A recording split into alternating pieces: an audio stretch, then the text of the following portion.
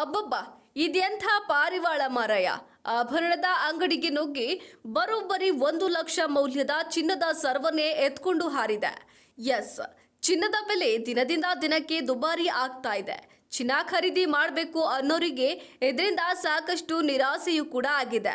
ಆದರೆ ಪಾರಿವಾಳವೊಂದು ಹಗಲಿನಲ್ಲಿಯೇ ಚಿನ್ನದ ಅಂಗಡಿಗೆ ನುಗ್ಗಿ ಬರೋಬ್ಬರಿ 1 ಲಕ್ಷ ಮೌಲ್ಯದ ಚಿನ್ನದ ಸರ್ವನ್ನ ದರೋಡೆ ಮಾಡಿದೆ.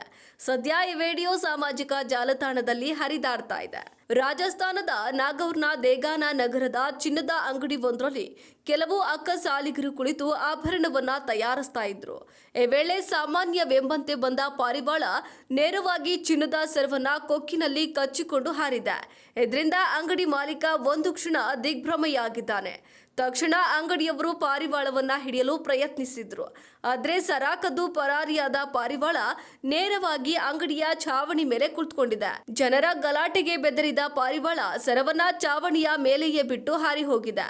ಆಗ ನಿಟ್ಟುಸಿರು ಬಿಟ್ಟ ಅಂಗಡಿ ಮಾಲೀಕ ಸರವನ್ನ ವಶಪಡಿಸಿಕೊಂಡಿದ್ದಾನೆ. ಸದ್ಯ ಈ ಘಟನೆಯು ಕೂಡ ಮಾರುಕಟ್ಟೆಯಲ್ಲಿದ್ದ ಜನರಲ್ಲಿ ಕುತೂಹಲವನ್ನ ಮೂಡಿಸಿದೆ.